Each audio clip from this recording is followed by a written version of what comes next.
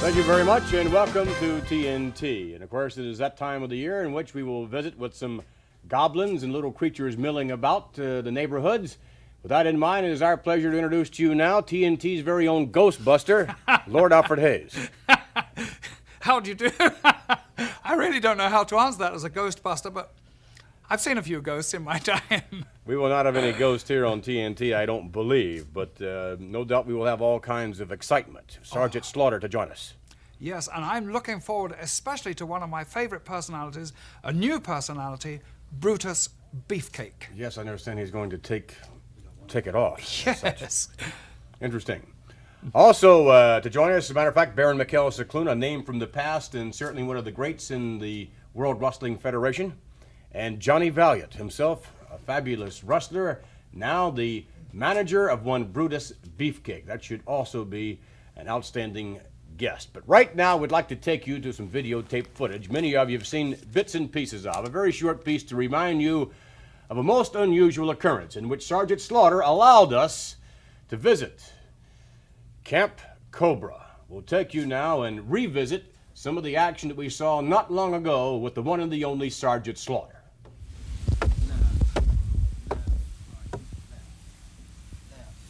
Platoon, halt!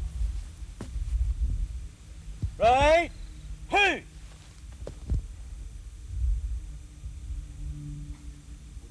Platoon, parade, hit!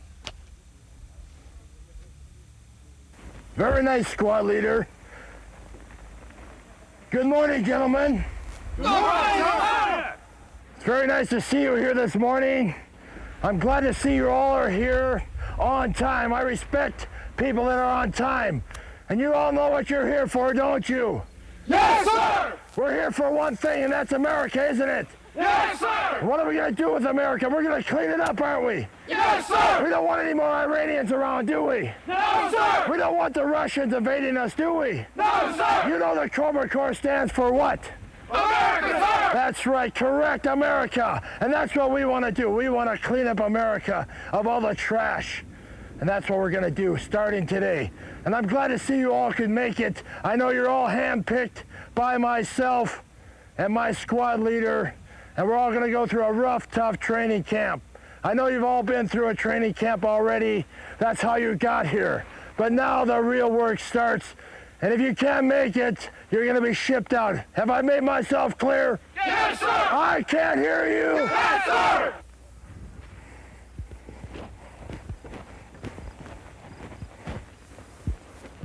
Platoon, head, hot! Very nice, squad leader, very nice. They look very good. What is your name, sir? Coon, sir! Coon, sir. Yes, sir! Why are you here, Coon? America, sir!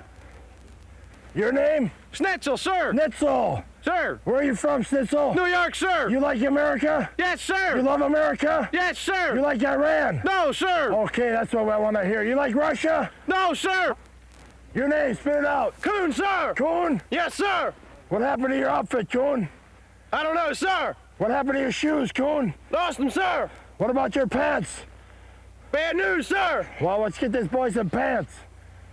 In fact, why don't you give me 20 push-ups while we're looking for your fatigues? Yes, sir! Get down and snap them out. Your name? Ranger, sir! Can't hear you. Ranger, sir! All right, that's what I like to hear, a guy with a big lung. The Russians say they're number one, is that true? No, sir! Who's number one? America, sir! Who's the best platoon in the United States of America? Cobra, sir! All right, the Cobra Corps. Yes, sir! All right. 17, 18, Okay. 19, 20. Back in the rank, at attention. Okay, squad leaders, show me what they can do. Yes, sir! Push up, count 2, drop, ready? Good! Up, half! Up, half! Up, half! Up, half! That, ladies and gentlemen, a review of an inside look of some of the actions of what many have termed as truly indeed America's greatest living hero today. With that in mind, we would like to introduce to you the one and indeed the only Sergeant Slaughter.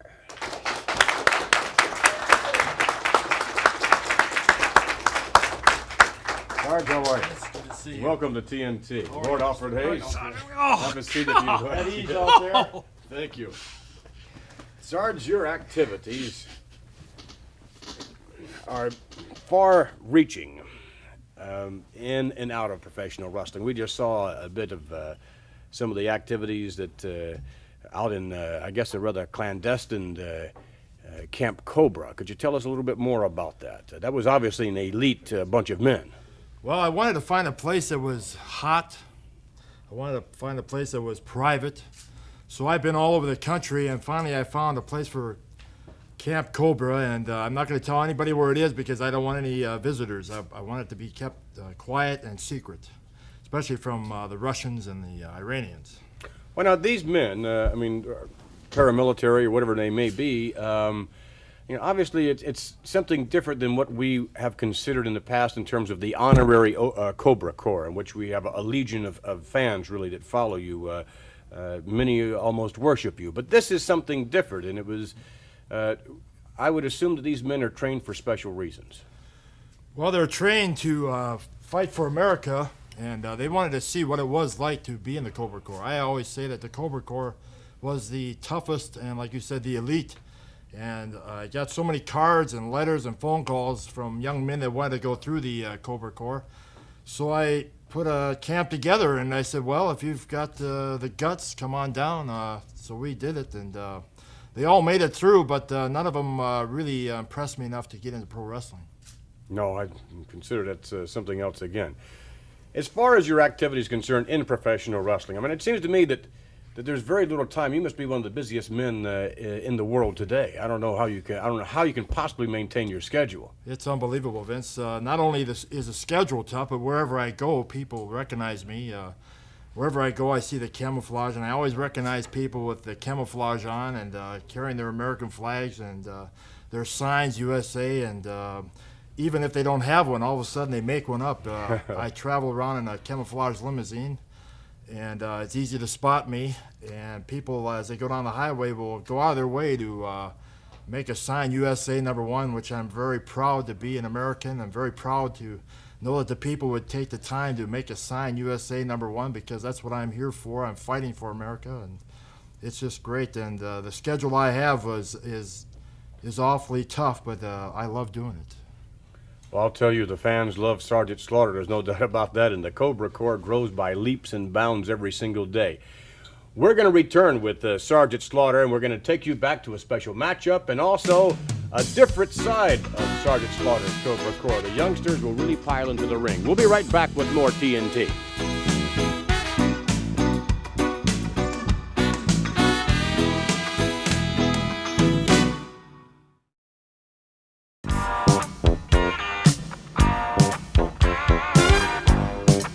We're back, ladies and gentlemen, with Lord Alfred Hayes and, of course, Sergeant Slaughter here with us. And, Sarge, in a few minutes, we're going to be taking a look at one of your many, many matches in the World Wrestling Federation. And it seems to me that, if anything, the competition is getting tougher. You're telling me, everybody's looking to knock off a top performer, a top wrestler in professional wrestling today, especially in the World Wrestling Federation, where all the top wrestlers are today.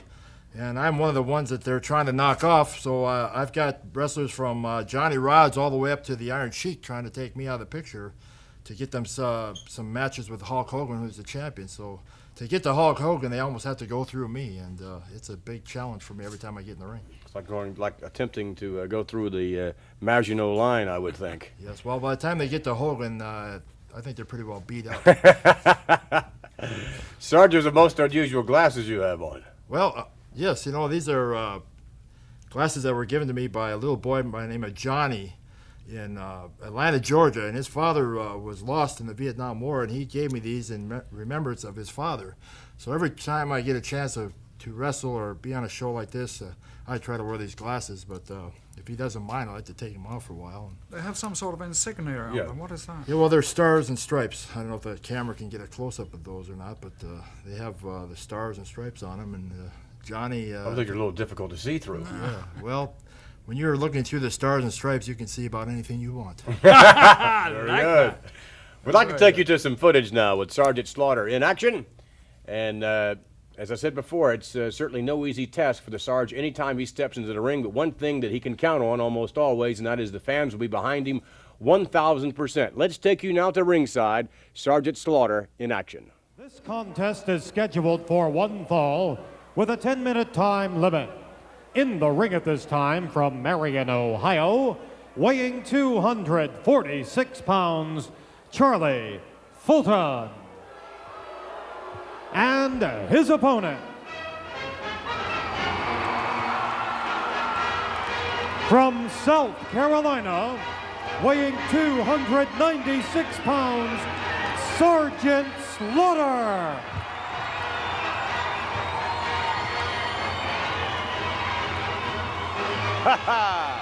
There's a little lady from the Cobra Corps. Yes, indeed. You talk about your great American heroes. At the top of the list has to be this extraordinary athlete. Sergeant Slaughter.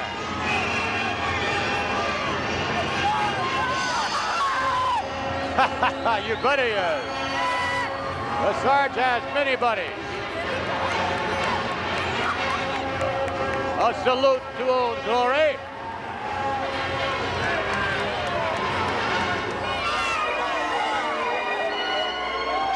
Sergeant Slaughter saying hello to so many of his fans about ringside.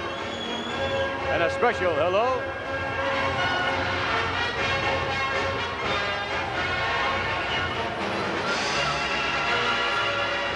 Sergeant Slaughter poster there.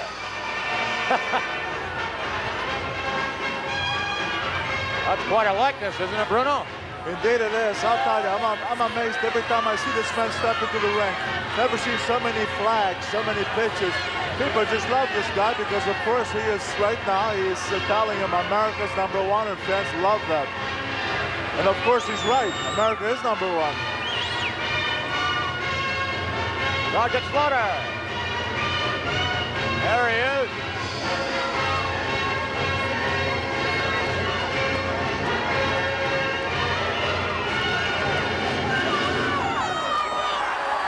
Sarge now ready to lock up with Charlie Fulton.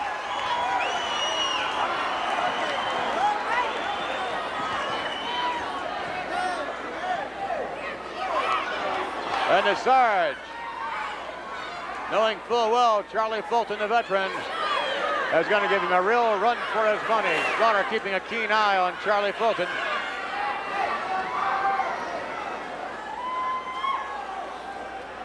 Jutting jaw of the former DI. He is something. To the ropes now, and referee asks for the clean break and gets one.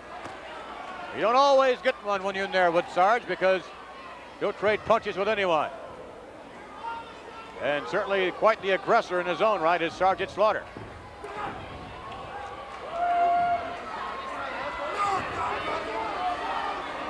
Slaughter continuing to twist now. Nice maneuver by Slaughter, ramming the knee to the shoulder.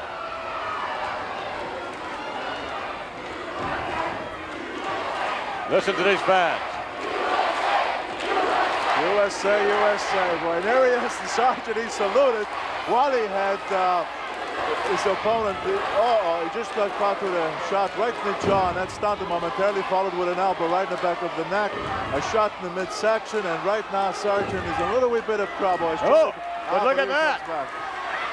Slaughter trading blows with Charlie Fulton. Slaughter getting the best of Fulton on that last exchange.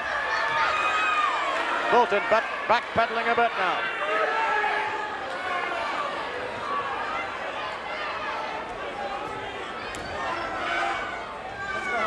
Locking back up, Fulton with a standing side headlock. Sarge shoves him to the corner, lifts the knee to the midsection, and whips him out. No, nice reversal. Whoa, my, Sarge hit the bull, look at that. Down to the canvas, Sergeant Slaughter. He went down like a ton of bricks. Charlie Fulton trying to set up the Sarge, to the rope now. Yeah, no, missing with the elbow. Slaughter with a cobra, with a cannon. Sergeant Slaughter now. Trying to set up Charlie Fulton for the Cobra clutch. And sinks it down in.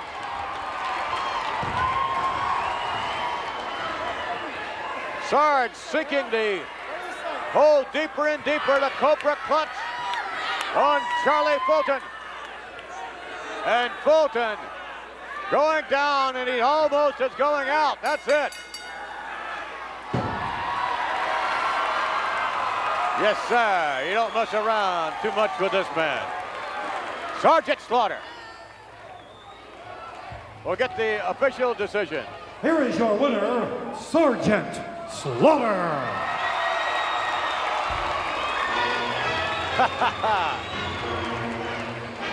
Oh, there's a little inductee, no doubt, in the Cobra Corps. There are many of them here. Sergeant Slaughter on the victory. All right, back with the Sarge now. And as we said before, there are many different aspects of the Cobra Corps, one honorary and one that we saw earlier at the beginning of the show, which is a very, very serious endeavor on the part of Sergeant Slaughter. But it's the honorary Cobra Corps that has legions and legions of fans, and young and old, male, female. It just grows by leaps and bounds, Sarge. It's unbelievable. You know, like you said, they come from the smallest to the oldest. I've had people 97 years old want to know how to join the Cobra Corps, and it's available to anybody out there, female, males. It doesn't matter to me. It's just great to have such a great following, and it helps you a lot when you're in the ring. I'm sure of that, and I don't know of anyone else in professional wrestling that has the kind of following that you have. Well, I don't think there's anybody in the whole world of sports that has the following that I do.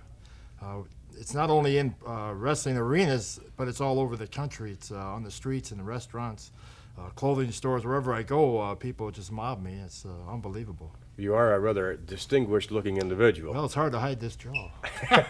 Very difficult. Let's take you down to some more videotape footage of Sergeant Slaughter, and we'll take a little closer look at some of the younger members of the honorary Cobra Corps, some of the new inductees, perhaps. Let's go to the tape.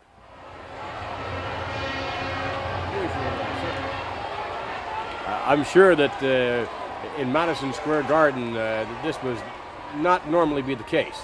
No, it was unbelievable. Like I was just speaking of, they come from the rafters just to get a touch of Sergeant Slaughter, to just even show me that they have an American flag or they have a USA sign or any type of a picture or a poster that they made up. And it's just great because not only do I think I'm the #1 American, but so do they. And it's just great. All the camouflage and everyone saying the Pledge of Allegiance to the flag, and never have I seen it like that before. Here, listen to this.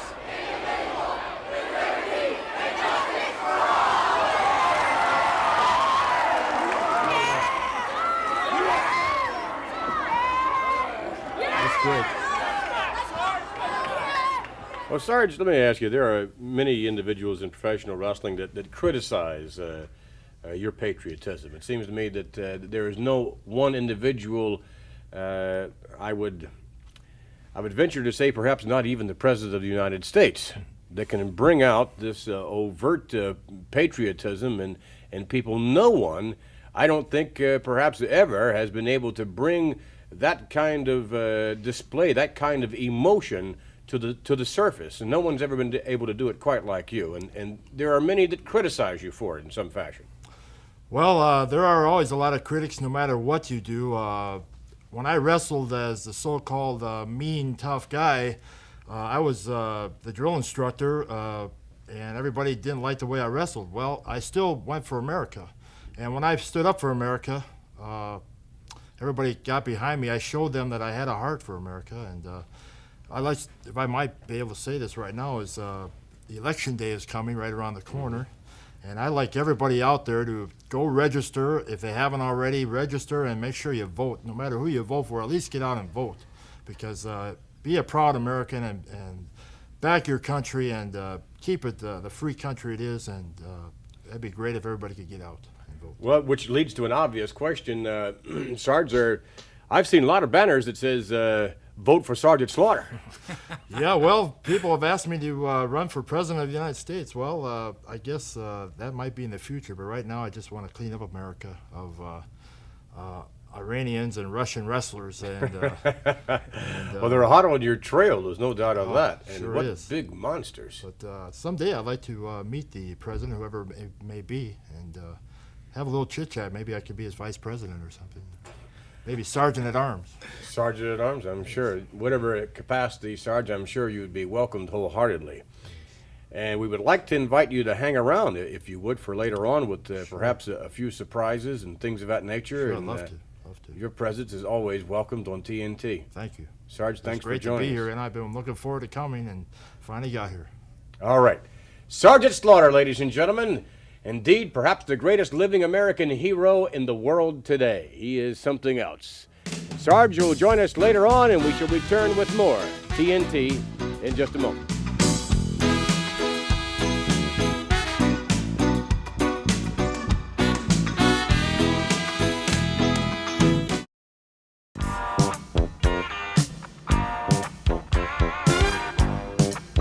There have been many unusual individuals in professional wrestling, the World Wrestling Federation in particular. But the gentleman about whom we are to view momentarily is perhaps one of the most unusual you will ever see. His name is Brutus Beefcake. He is managed by a gentleman known as Luscious Johnny Valiant. And recently, Beefcake had the entire wrestling world on edge as to whom he would allow to manage him. He chose Luscious Johnny Valiant. We would like to take you now to some rather rare footage of Brutus Beefcake. Just a little short resume of myself. I'm from New York City, and I have come down here tonight very graciously. Your host here has opened the doors for myself and my wrestler. I am a pro wrestler. I am a manager of wrestlers, and my man Brutus Beefcake tonight from Madison Square Garden, New York City, will be here tonight and do a little sachet for each and every one of you lovely ladies. We've selected a song or so that you may recognize. We have selected a song or so that you may be able to really get into the groove, so to speak. So when you hear that music popping, I want you girls to really get with it. And I have brought my man, my main man, Mr. Brutus Beefcake. All right, let's really hear it for him. Come on.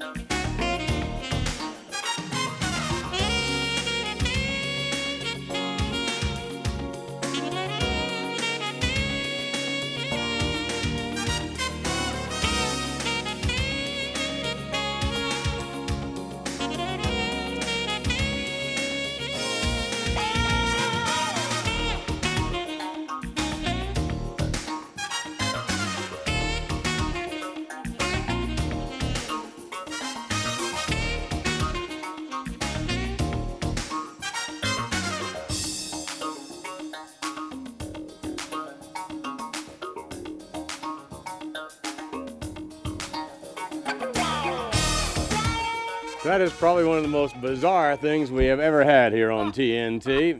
Nonetheless, Brutus Beefcake is different, most different indeed, both in and outside of the ring. And there we just saw Brutus doing his thing, I would suppose. And what we would like to do right now is to introduce to you live, yes indeed, luscious Johnny Valiant and Brutus Beefcake.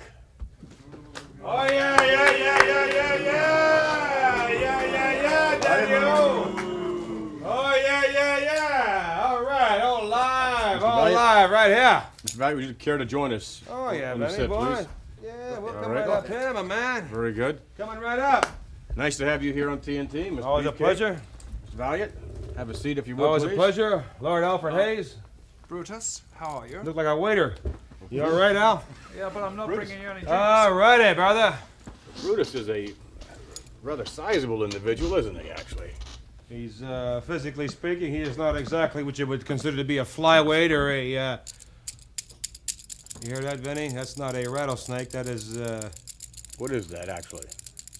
Bionic arm, it looks like to me. That is, again, That is my man, my main man right here, Brutus Beefcake.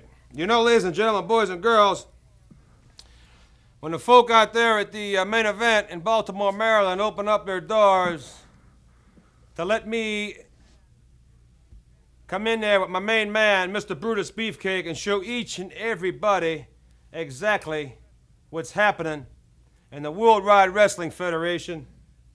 This guy's the hottest thing to hit the World Wide Wrestling Federation since they put a ring on in the Spectrum, since they put a ring in Madison Square Garden, since they put a ring coast to coast like Borden House toast. This guy is unbelievable. And Mr. Valiant, if I may take exception that, obviously he's most unusual and quite talented, I guess you would say, in his own right, but has he really been tested yet in professional wrestling? I mean, has he... Oh, Vince, come on. Beg your What do you pardon? mean he's been tested? You think I would ever put myself with a chump? You think I'd ever put myself on the line, my track record on the line, and ever initiate myself as a human being in the World Wide Wrestling Federation, make my reappearance in the World Wide Wrestling Federation with some chump? No, we're not inferring that, actually, Mr. Valiant. It's just that Mr. Beefcake seems...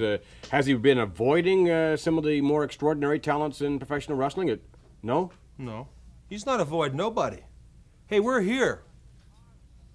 His contract is highly negotiable. If there's anybody out there that would like to wrestle Brutus Beefcake, you go right ahead. And you bring that contract forward. I will review it. I will check it out. I will look into all the loopholes. And we have attorneys that will check it out, man, so to speak. All right, again, Mr. Valiant, Brutus Beefcake no doubt will be put to the test in upcoming weeks. And how do you feel that Mr. Beefcake could have had perhaps anyone in the world to manage him? I mean, Arnold Skolin was interested in the contract, certainly Freddie Blassie, Lou Albano, Bobby the Brain Heenan. I mean, they were throwing money at him right and left. How did you land the contract? Man's got good choice. Man's got good taste. The man knows talent. In other words, when I come down the aisle with Mr. Brutus Beefcake, ladies and gentlemen, boys and girls, wrestling fans of the World Wide Wrestling Federation, I'm not just coming down the aisle. I'm coming down there to oversee matters. I'm coming down there to lend my assistance. I'm coming down the aisle to say it's Brutus Beefcake versus whomever, but it's Johnny Valiant lurking, it's Johnny Valiant available, it's Johnny Valiant watching. Well, now, how much do you credit your presence then with the phenomenal success of Brutus Beefcake? I say it's a 50-50 deal. I say it's Brutus Beefcake's talent, it's Brutus Beefcake's physical prowess, it's Brutus Beefcake's presence, but it's also Johnny Valiant. It could be 25-50. It could be 90-10. It could be 10-90. It could be 98. It could be 2. But the bottom line is this man's going to win, and I'm going to make sure of that. And nobody is ever going to give him a bum steer, Vince McMahon, Al Hayes. Nobody is ever going to give this man a bum steer while I'm around. All right, well, let's take you now to some videotape footage, if we may. Brutus Beefcake in action. You will also see, of course, at his side, the brains behind the brawn, and brawn in his own right, Johnny Valiant. Let's go to the tape. Ladies and gentlemen, entering the ring at this time is the manager. Here he is, Luscious John Valiant. This contest is scheduled for one fall with a 20-minute time limit. To my left, from parts unknown, weighing 273 pounds, Brutus Beefcake. His opponent to my right, from Auckland, New Zealand, at 242 pounds, Tony Garea. Tony Garea, a big hand from this capacity crowd. Brutus Beefcake led in by Luscious Johnny Valiant. Johnny Valiant back in the World Wrestling Federation. What a find. I wish on your interview, Gene, that Luscious John would have let Brutus say a few words. Oh, no, he was very adamant about it. He was not about to let him talk. I know that. I said I wish he would have let Brutus. I would have settled for even a zip code. Yeah, right. It could be some kind of an indication of where the man is from. Well, all he did was show his pearly whites and laugh, Gene, and parts unknown. Parts unknown, all right. I've got a pretty good idea where this guy is from. Tony Garea, of course, from Auckland, New Zealand, located in the northernmost island of New Zealand. Auckland at the northern end, at the southern end, the city of Wellington. Lovely place. You ever been there, Jim? Never. I have. What a beautiful spot. There in Australia, really. As a kid, I was enamored with geography. Look at this forearm apparel, Gene. If that's not illegal, I don't know what it is. It most assuredly is.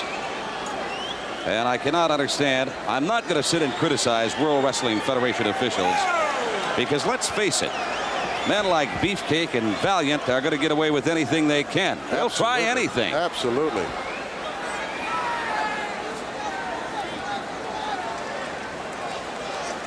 Few last-minute instructions here from the Luscious one. Well, I've got to get my sunglasses back out. It's kind of bright, isn't it, Gene? Put them away after the airline trip earlier today. It is a little bright in here. Ooh. Strut your stuff. Oh, that's good. I'm impressed. Yes. Nice move on the rope. It's all right to strut around like that, Gene. You better be able to wrestle, though. Luscious John still out here at ringside. Now this could become somewhat frustrating to Mr. Garea. Tony likes to get in there and get to it. Tony very quick. Boy, he looks good. You're overhearing some of the comments of Luscious Johnny Valiant. Brutus now. Backstep now. Look at that. We gave him a shot with that forearm right across the face. Beefcake unloading with heavy artillery on Tony Garea. Front face lock here. Obvious chokehold. He tried to conceal those blows, too, by utilizing the left hand. Brutus on a reversal. Hard into the turnbuckle, and Tony Garea comes alive. Downstairs. Now to the upper torso. Takes him over with a side mare, and Tony Garea in control. We have got action. And a mouth is running off right now. The Luscious one looking a little concerned, and rightly so, as Tony Garea takes control of this match. Well, he should be concerned. Johnny Valiant certainly, I don't think, anticipated this. Oh, nice shoulder block by Tony. Oh, look at this move. Beautifully done. Headlock. Oh, Garea is on a roll. Excuse the play on words. Garea's on a roll. I love it. Johnny Valiant just made a remark saying he's a little concerned about the referee. You better be concerned about Tony Garea. Garea, outstanding reputation here in the World Wrestling Federation, as well as an outstanding record. He should be concerned about his tailor. Brutus now making his way back to his feet. Johnny Valiant, a very generous man, always the first to pick up a tab. He likes the nightlife. I understand he has very deep pockets, short arm. Gurria, nice shoulder block off the ropes once more. Beefcake down. Went for the backdrop. Another leapfrog. Wait a minute. High cross body. Referee right there. What did he wait for? A little slow at getting down for the count. Referee was right there, and he hesitated on dropping down and give that One. count. Shoulder roll. Beefcake counters with head scissors to Tony Gurria. Gurria right on top of the ropes. Knowing Tony, I would suspect that he's going to make an attempt to get over to those ropes and get the hold legally broken.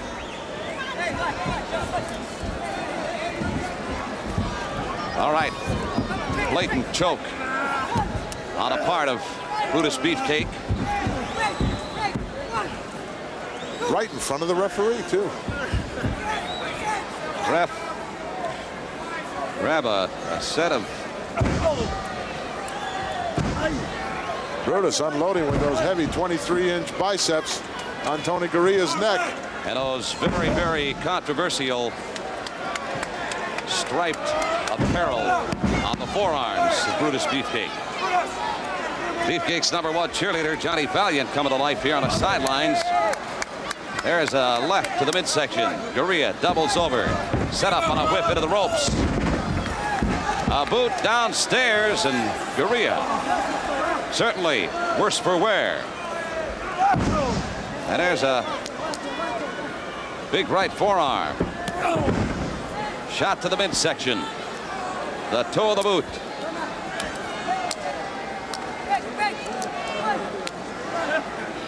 Gurria being wound up now by Brutus. Hard into that turnbuckle. Brutus comes in with an flying elbow, but Tony Gurria had already left the premises. Gurria now catches him coming in with a right and another right. Oh, look at that flurry on a part of Gurria. A series of 4, 5, 6 right, 7. Count them. 8. Oh. Brutus Beefcake now going for the ride. Drop kick by Gurria, a little low right in the chest area. Brutus bailing out. Wait a minute. Gurria follows him out.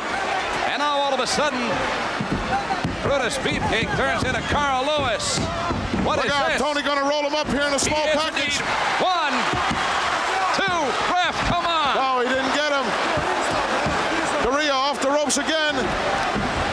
Over the top, and now, wow, what a knee. Did you see that? A knee right to the head, side of the head of Tony Gurria. He's going to get him. He got him. Very impressive victory. Very impressive victory, Mr. Valiant, Mr. Beefcake. I'm sure you were very proud of that victory over Tony Gurria. Very proud. Beg your pardon? Very proud. Mighty proud. You know, an interesting question was brought up. Beefcake proud. Very good.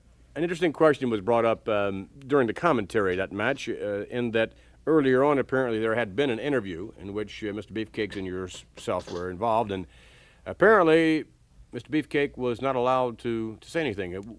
Is it possible for Mr. Beefcake to speak? Why, you want him to talk? You want to hear him? Sure, why not? How much money you got? I'll tell you what, I'll do it for nothing. You want to hear him talk? Everybody want to hear Brutus Beefcake talk? What do you think, it's a ventriloquist deal here or something? Think I got him sitting on my knee or something? This guy's a trained athlete, man. You don't think I observed this guy over time? What do you think, I'm some kind of a schmuck? I'm going to stand here like some kind of a squirrel and bring some yo-yo here into the World Wide Wrestling Federation? Are we going to hear the man speak or not? You want to hear him talk? Say a few words. All right, are you going to say a few words to Mr. Beefcake? Say a few words. Just 2 words. Brutus Beefcake. Did you hear it? Did you hear it, Vince? He said Brutus Beefcake.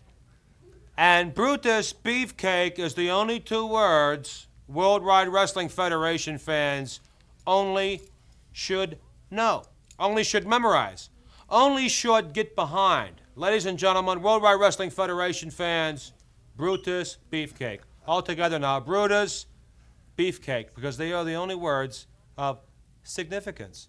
They are the only words that you really should know, because this man's going to rewrite the annals of pro wrestling. Mr. Valiant, we'd like to thank you very much for joining us. Oh, that's okay. And we would like for you to perhaps hang around a little bit and for maybe some more TNT. Mr. Beefcake, thank you very much for joining us. Most unusual talent, Brutus Beefcake, managed by luscious Johnny Valiant. We shall return with more TNT. Stay with us.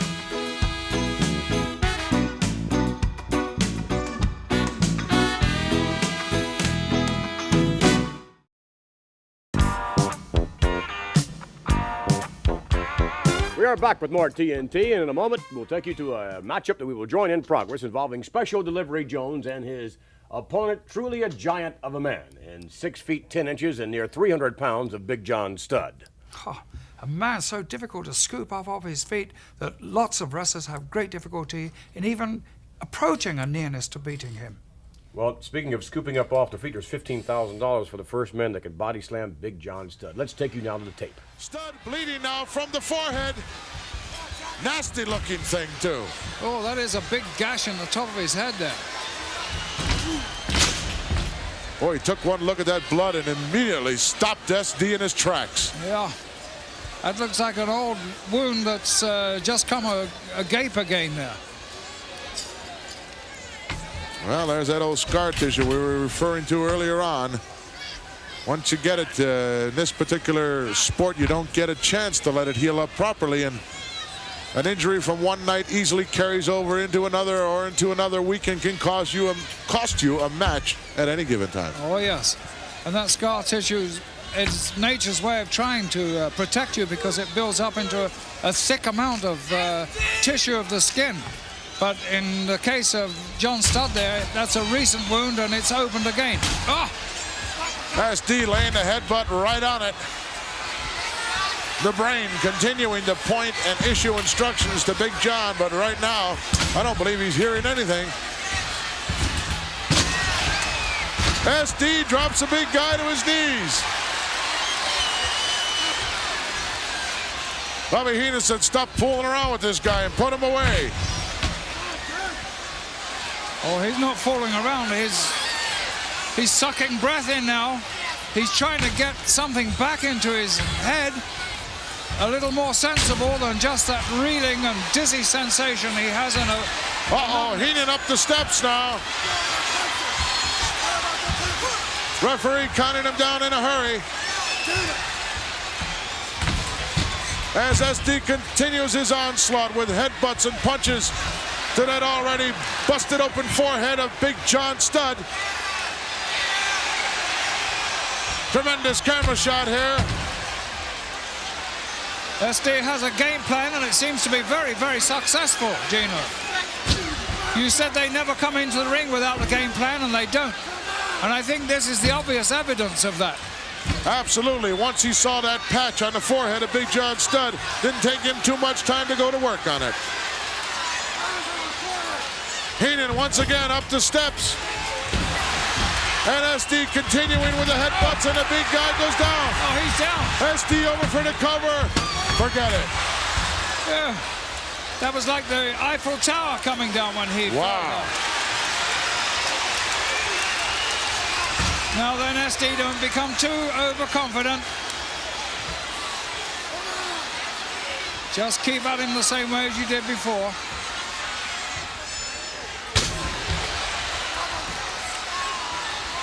Big John Studd reeling.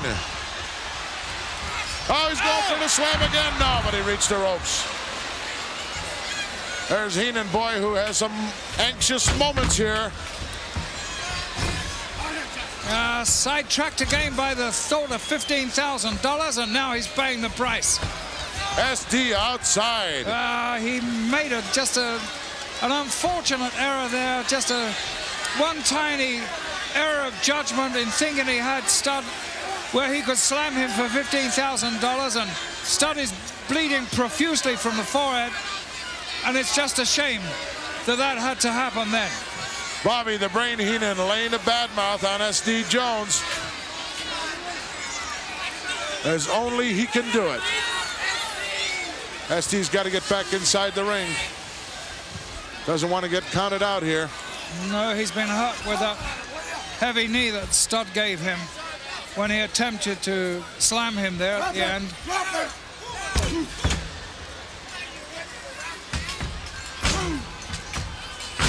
Those huge boots hammering away. I don't know what size they are. They must be size 20s. S. Jones is hurt.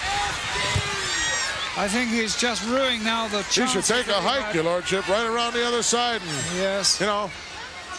He is taking a hike, and that's the one sensible thing he's doing. But he's coming too close to the ring. He blocked that shot.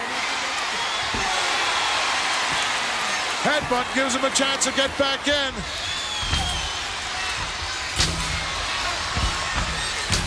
Those headbutts really don't have the sting they usually have. Wow, he got caught there. He's having to deliver him with an upward motion. Oh, he dropped a big elbow right on his throat. It's all over. Oh, that huge arm. That massive, great tree trunk of a arm did all the damage there. Poor SD had to deliver those headbutts in an upward motion. Big John Studd bleeding profusely from the head. Let's go back in time if we can. And take a look at what constituted the beginning of the end here for Special Delivery Jones. There he hits him with a pretty good headbutt, but once again it's an upward motion instead of a downward motion. Yeah. Lays another one on him. Now SD going to the ropes. Maybe for a big one, but wow, did he catch that forearm right to the side of the chin and neck area, and his ear must be ringing now. Now look at this elbow crunch right on the chest and throat area, knocking the wind out of him. An easy 3 count. Let's go back up to the ring. The winner of the match, Big John Studd. That's John Studd, the Giant. This was a tune-up for you, Hogan. I didn't even break a sweat tonight. Big John Studd issuing the challenge. You know, it looks like the $15,000 we have invested is going to draw a little interest because nobody's slamming this man. You want to try him, pal? You go ahead and try him. How about you, Monsoon? Bobby the Brain. How about all you ham and eggers? There's not a man walking the streets that can do it to Big John Studd. That's an awful lot of money, and I'm sure he's going to have some takers, Big John Studd. Most everyone would like to have the $15,000 and certainly would like to have just the privilege, actually, of getting in the ring with a man such as John Studd. Yes, but you know something? The psychological effect of having that $15,000, if you can possibly slam him, has been a good weapon in his favor. I mean the favor of John Studd. We also have seen Big John Studd grab a few ropes as he was going up, saving himself from what would appear, at least, to be a certain slam. We'll be back, ladies and gentlemen, with a little advice for the lovelorn.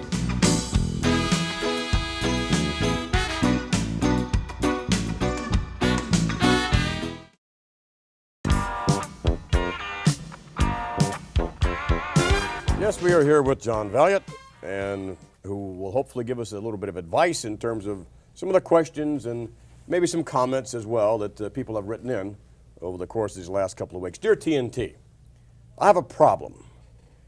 After watching some of the fabulous physiques in the World Wrestling Federation, as far as the wrestlers are concerned, my husband pales in comparison. What's a girl to do? Well, it all depends exactly. What do you call pale? You mean you pale milk? You're talking about a pale face with Bob Hoke and the old movie, or somebody talking about pale? I'd have to assume, Vince McMahon, that pale would mean a comparison. Is that the terminology? I'm sure that's what she means. Well, then I would say that consider yourself very lucky. I mean, if your old man looked like a question mark or looked like a, like a pear or something like that, I would see no reason why you'd have a reason to call in here to this segment of TNT. Why don't you just be satisfied, mind your own business, quit looking over this guy's shoulder and that guy's shoulder, worrying about the guy cutting the grass, worrying about the guy hitchhiking on the turnpike and stuff like that. The grass is not always greener. Exactly. Right. Next question. Bottom line. Dear TNT, my wife and I emulate some of the wrestlers that we see on TNT, such as the Executioner, Mil Mascaras, and the Spoiler. Recently, I even put a mask on my wife, and I must say it really improved things. I would suggest that perhaps you read this to your viewers, and perhaps it should help some of them as well. What's your response to that? Well, you talk about a mask, this and that. Maybe you're talking about somebody that unfortunately went through a serious burn. Maybe somebody had a tremendous acne situation where they feel the only way out of the life is through through a mask. I don't think that's what you mean. This gentleman means here at all. She's referring to her husband, or her referring to the wife? He is referring to the wife. Oh, well, I don't blame you, because I've had several situations like myself like that. There's nothing wrong with that. There's nothing wrong with a woman that wears a mask. All right, next question. Some of my best friends out there wear masks. All right, next one. Dear TNT, Right. I'm different. Female, very attractive, wealthy, Right. and very much into ugly men. Are there any World Wrestling Federation wrestlers that would fit the bill? If so, could you make an introduction? Yeah, there's a lot of men that are ugly. Hulk Hogan's filthy ugly. There's no doubt about that. What? Well, Hulk Hogan's he's not exactly a Robert Redford or Brutus Beefcake type. There's no way. What about Brutus Beefcake? How would he, on a scale of 1 to 10, what, Right. what would Brutus be in your 15, eyes? 20, maybe something like that. Because there's no way to measure a guy like that. Brutus Beefcake, there's no way to characterize a man like that. The guy is leaps and bounds. There's no way there's been nobody like Brutus Beefcake. That's a simple situation. So in other words, if you would say to me, Johnny Valiant, quite candidly, on a scale of 1 to 10, how is Brutus Beefcake? I'd say 15, 20, maybe 35. Well, who would you suggest, really, other than Hulk? I mean, this lady... That's ugly, you mean? It's into ugly men, and... who Tito in the- Santana, he's filthy ugly. Somebody like Junkyard Dog, Sergeant Slaughter, they're stone ugly. In fact, I heard Junkyard Stone ugly? Right. I heard he wrote a to a Lonely Hearts Club, and they wrote back and they said, hey, we're not that lonely. That's what I heard now. All right, next one, if you don't mind. Dear TNT, I have a fantasy. I have seen many different kinds of matches in the World Wrestling Federation, but my favorite fantasy is being involved in a 16 to 20 man battle royal. Do you think I'm unusual? First, I'd have to say, what kind of a group plan do you have? Do you have open-end policy? Do you have a group coverage?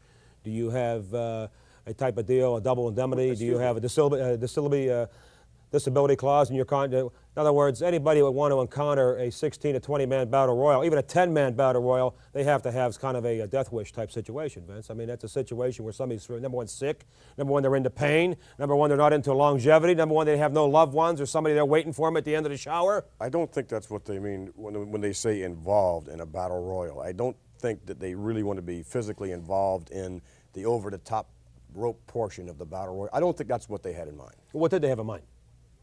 They want to partake of it, or they want to see it, or they want to watch it, or what they want to do? I mean, clarify yourself.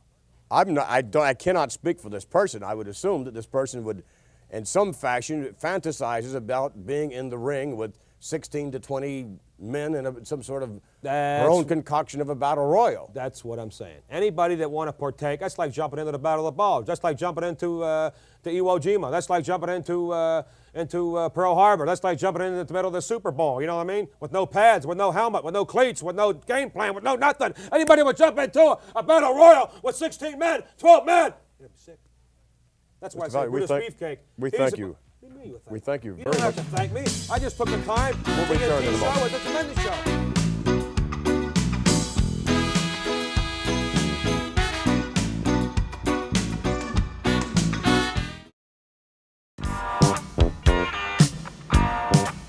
With no further ado, we would like to introduce to you the one and the only Junkyard Dog.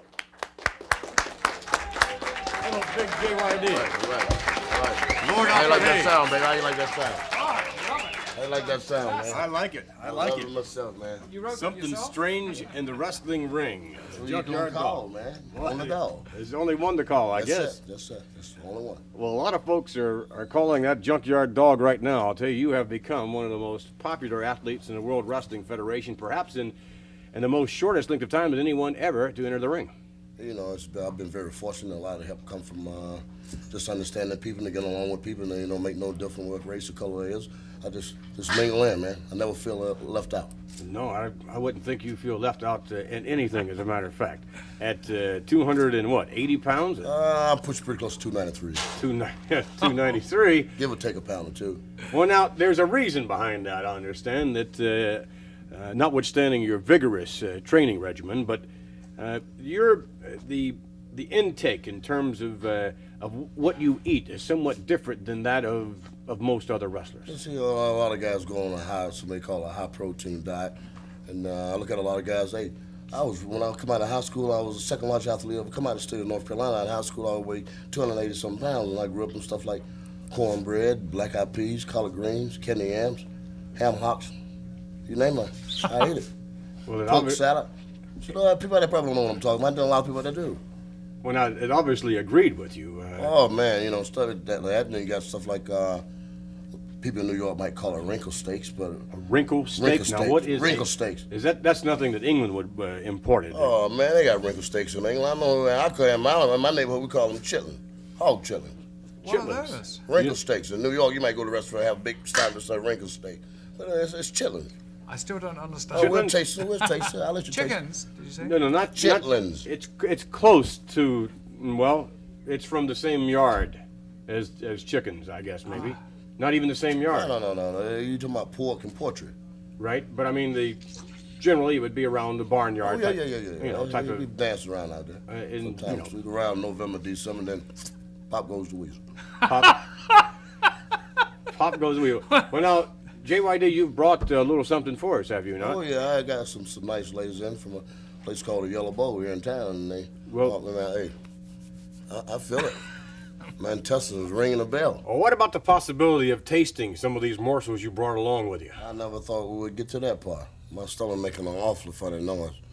Well, how about let's go over and take a look, huh? Oh, let's go, guys. All right, JYD brought Lord. along Alfred's going to... Oh, Alfred, yeah, yes, you got my to bring goodness. It smells so good, I can't resist Yes. it. Well, I don't know Yes. about that. Wait till I taste it. Well, now, over here... After you, go ahead. Now, after you, Alfred. on, Someone get the somebody crane to come help on, Alfred down, please. Very good. All right. Come around this way. Very good. Now, this is... Keep my microphone here. This is Venice and Eva. All right. Now, JYD, you were talking before, this is what you grew up on, right? This kind of food. That's it, man. Now, could you explain to us a little bit? Now, what is the, for lack of a better term, what is the green stuff out there? I call it mustard greens, or salad greens, or collard greens. It's greens, man. It's greens. Now, and what do we have mixed in there, Venice? Is something mixed in that greens over there? Yeah, well, I'll explain to you what we have here. We have collard greens here. All right. And they're seasoned. What are they seasoned with? With our pork. Seasoned with pork. Bacon. Normally we bacon and the grease from the bacon. And the grease from the bacon. All right, now behind the collard greens, it looks like, what is that actually? You're not going to believe. These are chitlins. These are chitterlings. What he was called. Chitlins. Yeah. Well, that's okay. Chitlins. Now, and chitlins are one of your favorites? They're one of my favorites. In New York, they call them wrinkle steaks. Wrinkle steak. And Alfred, you've never heard of this wrinkle steak? I've never heard of wrinkle steaks, chicklins, or colic They're pork. not chicklings, it's chitlins. Oh, chitterlings. They don't have that in England. Certainly not. No, Okay, but fine. All right. Now, what else do we have here? Now, and behind that, we have, looks like... candied sweet potatoes. All right. They're called yams. All right, called yams. Now, over to the left over there, it looks like chicken of some kind. Is that what that is? This is stewed chicken. Stewed chicken. Some people call it smothered chicken. This right. is a chicken with gravy and onions. Mm-hmm. Now, Alfred, that would be right up your line, I think, maybe. I'm not too sure. Well, yes, that looks rather nice. The onions, one must be careful about those for social circumstances. Social circumstances. Does it ever bother you, JYD? Don't bother me. All right, fine. And then over on the right, what is that concoction of, looks like peppers of some kind? What is that? This is short ribs of beef. All right. You have green peppers and onions and your gravy in here. Mm. Boy, that smells delicious. In front of that, what is that? This looks like some is- sort of dessert, maybe. Yeah, this is a peach cobbler. Uh-huh. Now, one thing I think that, Alfred, you recognize, and that would be the white stuff. Yes. Back here on the back of the table, this white stuff, that looks like rice. Is that rice? Oh, he knows about this. Okay. That's what it is. And then from there, of course, we have, it looks like corn muffins. Yeah. All right, how about if we can try some of this? Eva, you got a few plates over there. Maybe we can try some of this. And Alfred, why don't you jump out there? Okay, well, the rice, we had wild rice last week. Is this tamed rice? This week? Well, I'm not too sure. Get some wrinkle steaks, man. Let me try the wrinkle steaks. All right, let him try some of that wrinkle steak. Could I try one of those scones? Scones? Well, those things just there.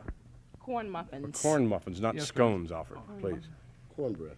But why don't you go for the wrinkle steak? Wrinkle steaks, yeah. Wrinkle steak. Why don't you let him Big have some of shot, that? wrinkle steaks. That's it. All right. Let's get some of that good stuff up in there now. All right. Now, that get a lot of juice on that. Too much, man. Save me a lot. Save it all. I'm just going to let him try. Okay. Our dog, Alfred, why don't you try that to see if you like that first of all? I always test these. Put some hot stuff on. Put some hot sauce on it. It looks better than that. Oh, wait a minute. We're not finished with it yet. first. We're not quite finished with it. Let me. Something else The about hot on this? This should be. Let me see if it. How does it smell hot to you? What is Does it? it Is smell that, hot? Yeah, man. That's not ketchup? too hot, is it? Tomato sauce? That's not bad, is it? No, right down the line. Let's have a little of this on. Oh, just a minute, on just a Alfred. minute. Hey! Oh, sorry, Alfred. That's a little. Well, it's a nasty little thing to get out of there, isn't it? Huh? Don't you think that's plenty? Yeah, well. yeah, you load them up there. It may be on fire. Okay, now let's see, Alfred. What did? Well, I'll take a small piece just here. There. We're That's quiet all now that on is. the 18th greenies, Alfred. Go ahead.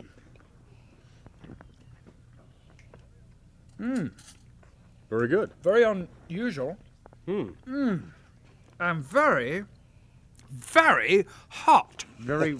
A little bit on the warm side, huh? Do we have some water? Unfortunately, that wasn't on the menu, Alfred. But Bring nothing to drink, Alfred. all right, but here comes something for the dog now. Candy jams out there and the glit. Now, dog, you can jump right down on Yeah, that. they don't have to worry about me. All right, and this, Tomato sauce on No, that's not tomato sauce. Hot sauce, man. Pepper sauce. and certainly not tomato for certain. See that red stuff? There we go. All right, Let it good. there. There you go, baby. I'd like to try some of that macaroni and cheese over there for sure. That looks great. Boy, I bet the boys are home crying the blues now. Huh? How was it, JYD? Just like eating at grandma's house. Well, if Grandma could rear an individual to weigh 280 pounds by the time he's a senior in high school, I think everyone will be on That's this it, diet. man. You think we can do this every week? Well, let me ask you, do you think now, when you were younger, I mean, this is what you grew up on, this kind of nutrition, and it obviously agreed with you. Do you think that there's any hope for Alfred? What if he started now on this Oh, nutrition? man, it make you feel like a new man in the morning. Really will? Yep. I'd like to feel like a new man. I'd like to feel like a man even. Vince, I'm not trying to be cruel or nothing, but you can keep talking to Alfred and later. I got to finish this stuff here for a while. All right, I'd like to try some of that macaroni and cheese myself there. And, Yeah, it's a bit too heavy there. oh my goodness, look at this. And look at all the cheese in this thing. Gosh, that looks good. Now, we understand we have some ribs out here. Eva, you going to show us how to make ribs? Yes, I'm going to prepare, which will not take long. Isn't that pretty? All right, that's pretty. Sure, that's nice. And you're going to prepare the ribs. Yeah, I'm going to prepare the ribs. Okay. Okay. Now, first, I'm going to take about a half a cup of water Yeah. and pour in the ribs so that it won't stick, That causes the ribs not to stick. right to the pan. Okay. Then you put your salt. Make sure you try to get enough salt on it. Give it a good Right, season. it really is. Okay. All right. And your black pepper. Okay. Just put black pepper. Always keep And a woman around. Always a keep little red pepper. What's that now? Red pepper. This is red pepper. Yeah. What's the difference between black pepper and red pepper? Alfred, Oh, do you know the red? difference between black pepper? Only one's red and one's black, I would assume. I think there's a little bit Yeah, more but difference. red is a little hotter, and it gives it a better season. This is All a right. Say little a lot hotter of too. people do like hot. Yeah, well, it's like hot sauce. Has Here, some Alfred, of why that. don't you come? No? Okay. Now, the last ingredient I'm going to add is my sauce, which really gives it the taste Mm-hmm. and brings out. And we have a Oh, that's great. secret sauce, but I'm going to sprinkle This is over. the secret junkyard dog sauce. Grandma bring the sauce up here? I don't know, man, but it smells awfully good. That's the secret junkyard dog sauce. Boy, look at that. Something in there swimming, is it there? No, I guess not. It's jumping around a little bit. Sauce. Okay. Thank you. And you, Hot Okay, sauce make sure there. you know, this is the secret of the sauce. This what gives it the taste. You gotta keep It's it the red. that would sauce. definitely give it a taste for sure. Okay. And you put this in the oven, do you? You put this in the oven. Okay. And then what happens? And then when it comes out, it's brown and golden and ready to eat. It is. Yes. Now, Alfred, we'll have some of that hopefully when we come back, and we would like for Alfred to sample, if possible, some of the ribs. I think you'll get off on the ribs, Alfred. If there's some ice water as well, because my mouth at the moment is on fire.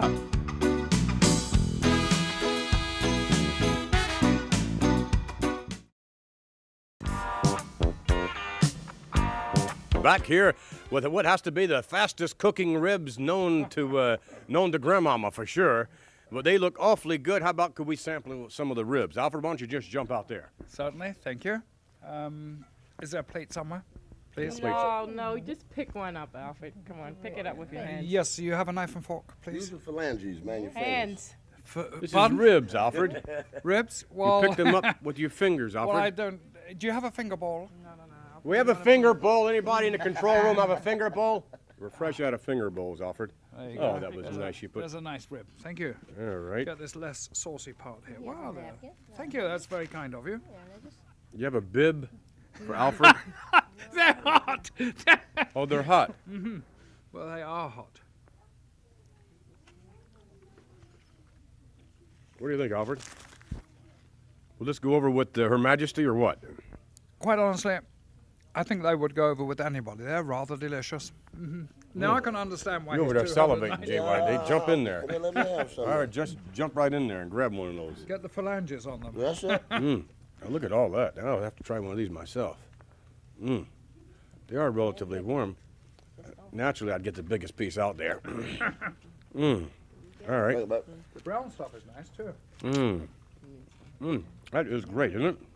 Like being at home. Can we do this every week? No wonder you were 280 pounds when you were a senior in high school. I'm telling you, man. You need to eat this stuff. It's good for you. I'm wondering what it's going to do for Alfred. Hopefully we'll find out later on. Right now, let's take you to indeed a dog fight. The junkyard dog fight. Let's go to the tape. Once again at ringside, this is Jack Reynolds along with Angelo Mosca. Angelo, should be a great match here. It should be. All the dancing stopping, and now we're going to start some wrestling.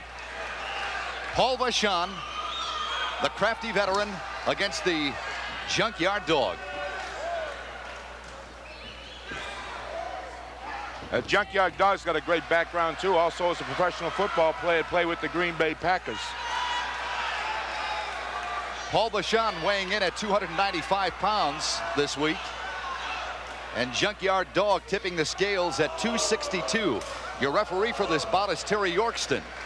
This is a one fall, 30-minute time limit. Well, Vachon is out of the ring already.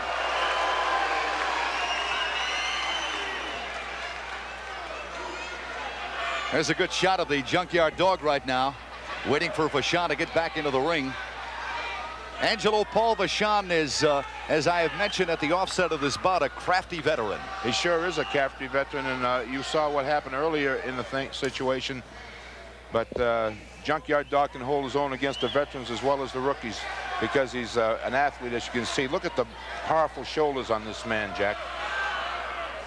Well, I tell you, that Junkyard Dog is really put together. Little hair pull in there. Raking the eyes. In fact, there he goes, raking the back right now. I don't think you want to get a dog too mad in this situation. Not at all. Junkyard Dog reeling right now. There's a tremendous open hand fist to the sternum area of Junkyard Dog. Vachon going to work right now. Now that's uncalled for, Angelo.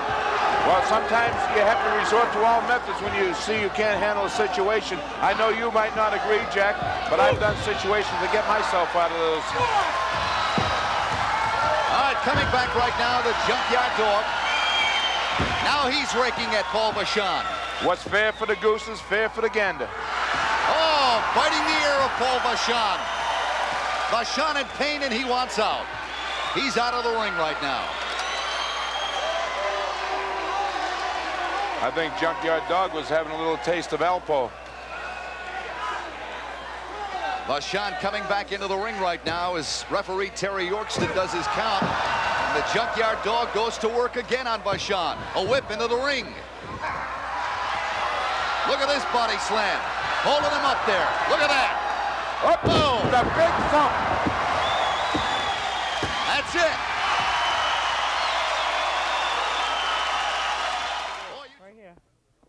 We are back, and almost all the ribs are gone. And JYD, you're smacking those lips. I'm telling you, man, I bet I weigh 300 pounds now. And surprise of surprises, Mikey likes it. His lordship now jumping down on some peach cobbler. I love these cobblers. They're very, very nice indeed. The best food I've had, and probably the best music we've had, too. Venice, we'd like to thank you and Eva very much for coming over from the Yellow Bowl and bringing home some grandma's cooking. Huh? I'm telling you, I'm thankful to him. I like to thank all the people out there in TV land and give thanks to the Lord and my little girl for giving me health and strength to even be here today. So we'll be with you guys. And we'll be back, ladies and gentlemen, as we continue with more TNT. Stay with us. Lots more action to come in one form or another.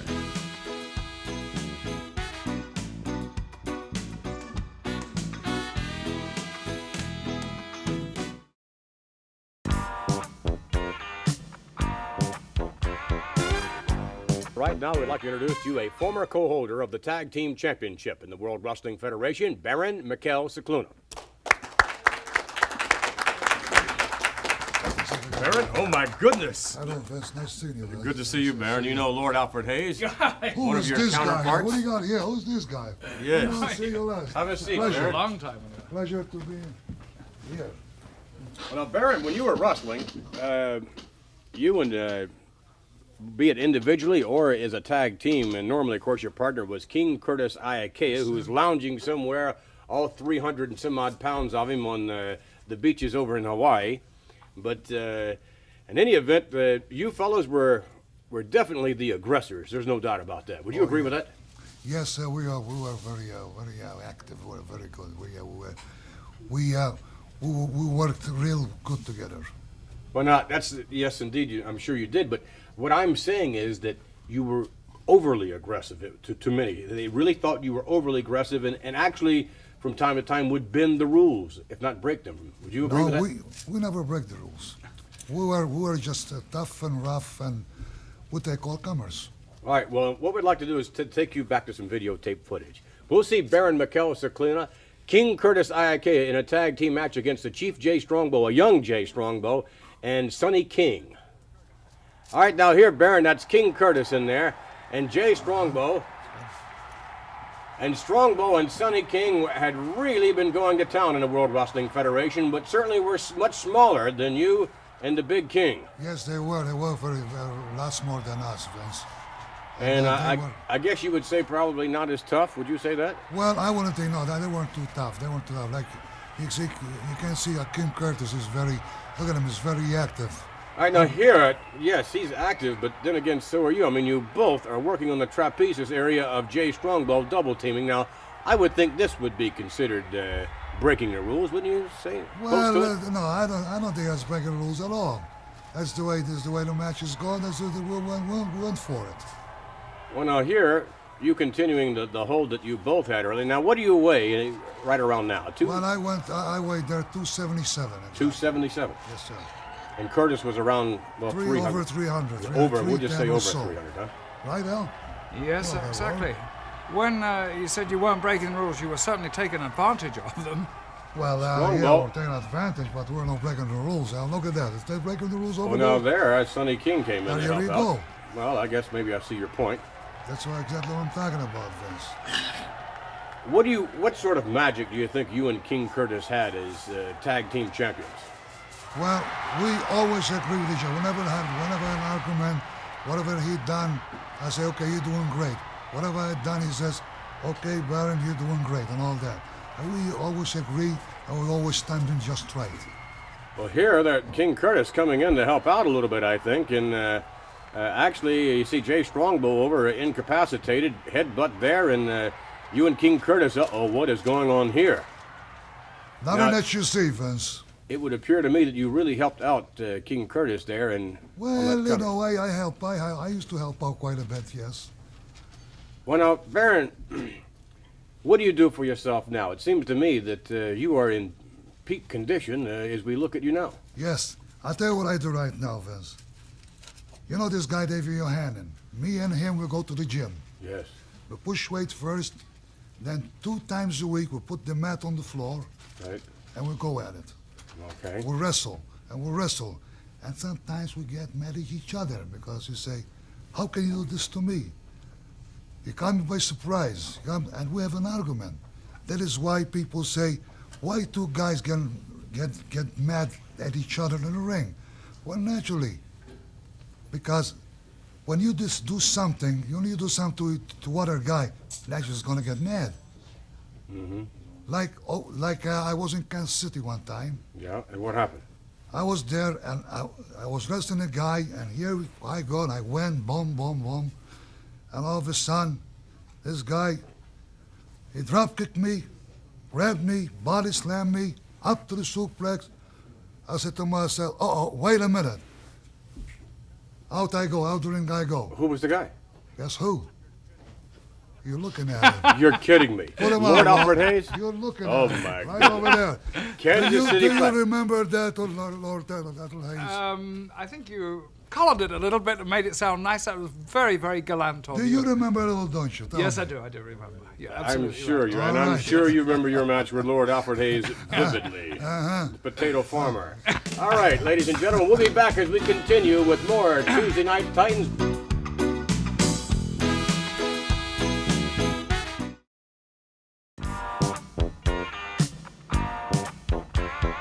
We're back with more TNT, and in a moment we're going to take a little walk down memory lane, if you would, and some of the more interesting aspects in the World Wrestling Federation and some of the review of some of the more outstanding wrestlers today. Well, we're going to look at Nikolai Volkov, a big, impressive Russian, and a tag team partner that he's recently acquired, the Iron Sheik. The Iron Sheik we know as the world champion. Together they make a devastating pair. All right, let's take you now to the videotape of the Iron Sheik and Nikolai Volkov. Well, almost, but with these guys, you're going to have a lot of almost, but never complete because they're just too tough. Huge Volkov in there. Volkov backed off by another man. Very, that doubles up. Murto in the clutches of Volkov.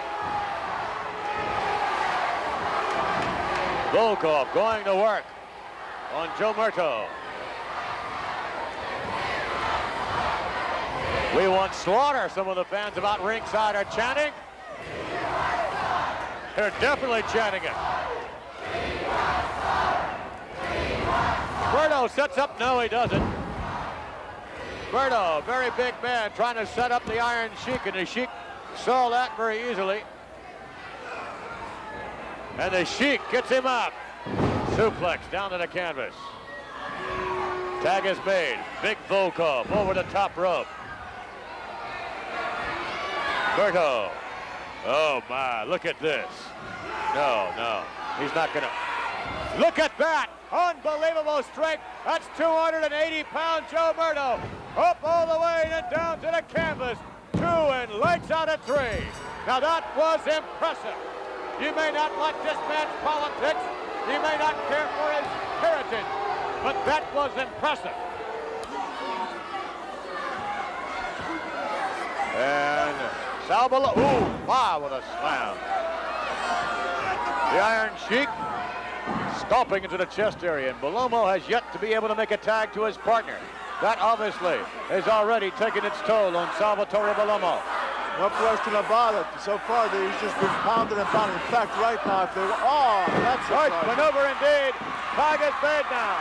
Lombardi stepping through, has the Iron Sheik.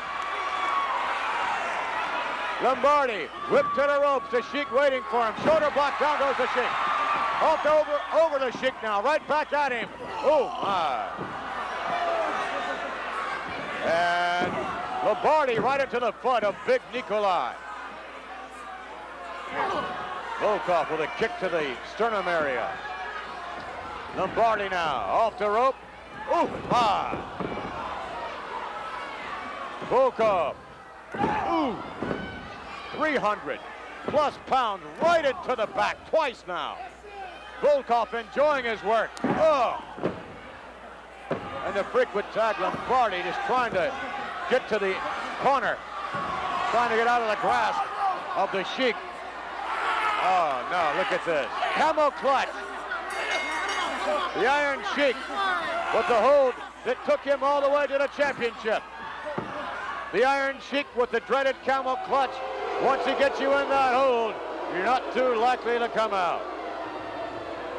All right, front face lock.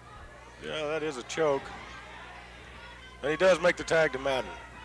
Madden sort of reached in and forced the tag off. Punches like that, too. Look at this. Now there's that big boot of Nikolai Volkov. Grabs him by the head. Yeah, you've really got to lay these punches in on this Russian to have any effect on him. I mean, you just can't go in there and mess with him. Parliament, he comes in, tries to pick up where Madden set Volkov up, and look at the comeback of this Volkov. He can really come back out of a situation, as you just saw. Yeah. Well, old Parliament there looks like he left the hit for the chicken house. Look out! And a tag off. The Iron Sheik was screaming for the tag off. He wanted to get in there. Setting up Roddy Parliament. Setting him up for that clutch there, and this is very painful, Rogers, as you may know. He's going to put him away. He's got him all set up for it. All the way back. The back does not bend that way normally. The referee calls for the bell, and a submission by Roddy Parliament. Brian Madden came in to try to change the complexion of the ending of this match. Here are your winners as they claim victory right now. The referee said, "You did it, leave him alone." All right, let's go to the ring. The winners of this bout, the team of Nikolai Volkov and the Iron Sheik. Yes, I'm sure we'll be seeing quite a bit more of that tag team combination and quite a bit more of those two individually. They both are on a real tear as of late. They're both aggressive, and I must say, looking at those cuttings there, the Russian was really, really aggressive, and I think that the Sheik is back to World Championship form. Both of them certainly knocking on the door of the championship. When we return, ladies and gentlemen, a word about the next edition of TNT and a most unusual occurrence.